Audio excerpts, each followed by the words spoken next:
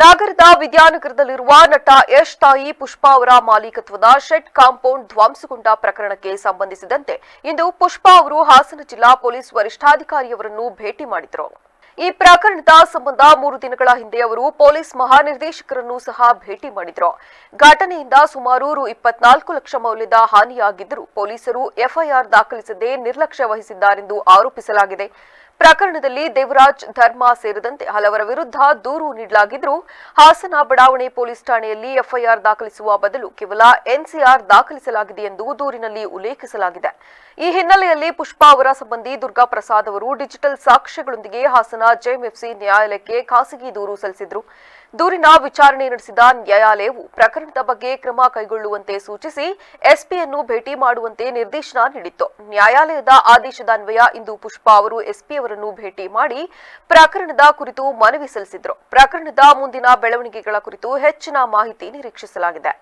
January 4 ಏನಾಯಿತು ಅದನ್ನು ಅವರು ಎಫ್ಐಆರ್ ಮಾಡಿಲ್ವಲ್ಲ, ಅದನ್ನು ಕೋರ್ಟ್ ಕೇಳ್ತಾ ಇತ್ತು, ಯಾಕೆ ಎಫ್ಐಆರ್ ಮಾಡಿಲ್ಲ ಇಷ್ಟು ದೊಡ್ಡ ಗಲಾಟಿನ ಅಂತ. ಈಗ ಮಾಡಬೇಕು ಅಂತ ಆರ್ಡ್ರ್ ಮಾಡಿದ್ದಾರೆ ಮೇಡಮು, ಅದನ್ನು ಅಲ್ಲಿ ಮಾಡ್ತಾರೆ, ಮಾಡಿಲ್ಲ ಅಂದರೆ ನಂಗೆ ತಿಳಿಸಿ ಅಂತ ಹೇಳಿದ್ದಾರೆ. ಮಾಡಕ್ಕೆ ಹೇಳಿದ್ದಾರೆ. ಅದೇ ನಾವು ಈ ಥರ ಹೊಡೆದಿದ್ದಾರೆ, ಡೆಮಾಲಿಷ್ ಮಾಡಿದ್ದಾರೆ, ಕೋರ್ಟ್ ಆರ್ಡ್ರ್ ಇಲ್ಲದೇ ಹೊಡೆದಿದ್ದಾರೆ ನಮಗೆ ಅಂತ ಸ್ಟೇಷನಿಗೆ ಕೊಟ್ಟಿದ್ವಿ. ಅವ್ರು ಎಫ್ಐಆರ್ ಮಾಡಿರಲಿಲ್ಲ. ಇವಾಗ ಮಾಡಬೇಕು ಅಂತ ಕೋರ್ಟ್ ಕೇಳಿದ್ರಿಂದ ಮೇಡಮು ಇದನ್ನು ಆರ್ಡ್ರ್ ಮಾಡಿದ್ದಾರೆ ಮಾಡಿ ಅಂತ. ಅದಕ್ಕೆ ಅವ್ರು ಮಾಡ್ತೀನಿ ಅಂತ ಹೇಳಿದ್ದಾರೆ. ಈಗ ಅಲ್ಲಿಗೆ ಹೋಗಿ ಅಂದರು, ಅಲ್ಲಿಗೆ ಹೋಗ್ಬಿಟ್ಟು ಮಾಡಿಸ್ಬೇಕು. ಹೌದು, 3ನೇ ಸರಿ ಬಂದಿದ್ದಂದ್ರೆ ಇದೇ ಉದ್ದೇಶ. ಕೋರ್ಟಲ್ಲಿ ಕೇಳ್ತಾ ಇದ್ರು, ಅವ್ರೇನು ಕೊಟ್ಟಿರಲಿಲ್ಲ. ಈಗ ಮೇಡಮ್ಗೆ ನಾನು ತಿಳಿಸಿ ಹೇಳಿದೆ, ಇಲ್ಲ ಮೇಡಮ್ ನೀವು ಮಾಡಲೇಬೇಕು. DG ಅವ್ರ ಹತ್ರ ಬ್ಯಾಂಗ್ಳೂರಿಗೆ ಹೋಗಿ ಕೇಳಿದಾಗ ಅವ್ರು ಇವ್ರಿಗೆ ಹೇಳಿದರು, ಇವರು ಅವ್ರಿಗೆ ಹೇಳಿದ್ದಾರೆ. ಅಲ್ಲಿ ಸ್ಟೇಷನ್ನಲ್ಲಿ ಆಗಿರಲಿಲ್ಲ, ಇದು ಸರಿಯಾಗಿ ಕೆಲಸ ಸ್ಟೇಷನ್ನಲ್ಲಿ ಆಗಿದ್ದಿದ್ರೆ ನಾವು ಇಲ್ಲಿವರೆಗೂ ಬರೋಂಗಿರಲಿಲ್ಲ. ಅಲ್ಲಿ ಕರೆಕ್ಟ್ ಕ್ರಮ ತಗೊಳ್ಳದೇ ಇರೋದ್ರಿಂದ ಇಷ್ಟು ಪಬ್ಲಿಕ್ಕಿಗೆ ತೊಂದರೆ ಆಗ್ತಿದೆ ಅಂತ ನಾವು ಅನ್ಕೋಬೇಕು. ಈಗ ನಮಗೆ ಇಷ್ಟು ತೊಂದರೆ ಕೊಟ್ಟರೆ ಸಾಮಾನ್ಯ ಜನಗಳಿಗೆ ಏನು ತೊಂದರೆ ಆಗುತ್ತೆ ಅಂತ ನಾವೇ ಯೋಚಿಸ್ಬೇಕು. ಬಟ್ ನಾನು ಬೆಂಗಳೂರಿಂದ ಇದೇ ಕೆಲಸಕ್ಕೆ ಬಂದೆ ಇವಾಗ. ಏಕೆಂದರೆ ಅವರು ನನಗೆ ಕೋರ್ಟಲ್ಲಿ ಲಾಯರ್ ಕೇಳ್ತಾಯಿದ್ರು, ಇಲ್ಲ ನೀವು ಎಫ್ಐಆರ್ ಮಾಡಲೇಬೇಕು, ಇಷ್ಟು ದೊಡ್ಡ ಗಲಾಟಿನ ಯಾಕೆ ಎಫ್ಐಆರ್ ಮಾಡಿಲ್ಲ ಅಂತ ಕೇಳ್ತಿದ್ರು. ಇಷ್ಟು ಪಬ್ಲಿಕ್ ನ್ಯೂಸ್ ಸೆನ್ಸ್ ಎಲ್ಲ ಆಗಿದೆ, ಎಫ್ಐಆರ್ ಬೇಕು ಅಂತ. ಅದಕ್ಕೆ ಅವ್ರು ಮಾಡಲಿಲ್ಲ ಅಂತ ಇಲ್ಲಿಗೆ ಬಂದಿದ್ವಿ. ಇವರು ಸ್ವಲ್ಪ ಲೇಟ್ ಆಯಿತು ಅಂತ ನಾನು ಅವ್ರು DG ಅವ್ರಿಗೆ ಹೇಳಿದಾಗ ಅವರು ಇಬ್ಬರು ಮಾತಾಡಿ ಅವ್ರಿಗೆ ಆರ್ಡ್ರ್ ಮಾಡಿದ್ದಾರೆ. ನೋಡೋಣ, ಮುಂದಿನ ದಿನಗಳಲ್ಲಿ ಅವ್ರು ಮಾಡಿದರೆ ಕೋರ್ಟಿಗೆ ಕೊಡ್ತೀವಿ, ತಿಳಿಸ್ತೀನಿ. SP ಅವ್ರು ಭೇಟಿ ಮಾಡಿ ಅಂತ ಕೋರ್ಟು ಡೈರೆಕ್ಷನ್ಸ್ ಕೊಟ್ಟಿದ್ದ?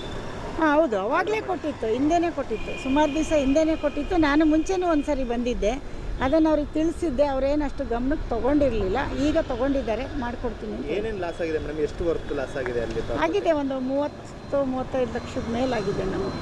ಅದು ಖರ್ಚು ಎಲ್ಲ ತುಂಬ ಕೆಲಸ ಮಾಡಿದ್ವಿ, ಗ್ರ್ಯಾನೈಟ್ ಎಲ್ಲ ಇಟ್ಟಿದ್ವಿ, ಎಲ್ಲ ಆಗಿದೆ. ಅದನ್ನೆಲ್ಲ ನಾವು ಮೆನ್ಷನ್ ಮಾಡಿ ಕೋರ್ಟಿಗೆ ಕೊಟ್ಟಿದ್ವಿ. ಕೋರ್ಟಿಗೆ CC ಕ್ಯಾಮ್ರಾ ವಿಡಿಯೋ ಎಲ್ಲ ಕೊಟ್ಟು ಸಬ್ಮಿಟ್ ಮಾಡಿದ್ರೆ? ಅಲ್ಲ, CC ಕ್ಯಾಮ್ರಾ ಎಲ್ಲ ಈ ಮನೇಲಿ ಹೊಡೆದಾಕಿರೋದು, ಪಕ್ಕದ ಮನೆಯಲ್ಲೆಲ್ಲ ಹೊಡೆದಿರೋದ್ರ ಬಗ್ಗೆ, ಅದ್ರ ಬಗ್ಗೆ ಬೇರೆ ಕೇಸ್ ಮಾಡಿದ್ವಿ. ಅದು ಬೇರೆ ಕೇಸು, ಅದು 2 ಕೇಸ್ ಇದೆ. ಬಟ್ ಅದಕ್ಕೆ ಎಫ್ಐಆರ್ ಮಾಡಿದ್ದಾರೆ, ಇರೋ ಮನೆಗೆ ಹೊಡೆದಾಕಿರೋದಕ್ಕೆ, ಇದಕ್ಕೆ ಮಾಡಿಲ್ಲ. ಅಂದರೆ ಟ್ರೆಸ್ ಪಾಸ್ ಮಾಡಿ ಬಂದು ಹೊಡೆದಾಕಿದ್ದಾರೆ, ಸೈಟಿಗೆ ಬಂದು ಹೊಡೆದಿರೋದಕ್ಕೆ ಎಫ್ಐಆರ್ ಕೊಟ್ಟಿಲ್ಲ. ಓಕೆ, ಪಬ್ಲಿಕ್ ಜಾಗ ಹೋಗೋಣ, ಬೇಗ ಜಾಗ ಹೋಗೋಣ, ಪಬ್ಲಿಕ್ ಇದು ಬೇಗ ಅಷ್ಟೇ. ಈಗ ನಾನು ಸುಮಾರು ಸರಿ ಬಂದೆ, ಅದ್ರ ಮಾಡಿರಲಿಲ್ಲ. ಆಮೇಲೆ ಈ ಸರಿ ಹೇಳಿದ್ದಾರೆ ಮಾಡಿಕೊಡ್ತೀನಿ ಅಂತ. ಮಾಡಿಕೊಟ್ರೆ ಮುಂದಿನ ದಿನಗಳಲ್ಲಿ ಹೇಳ್ತೀನಿ ನಿಮ್ಮ ಹತ್ರ.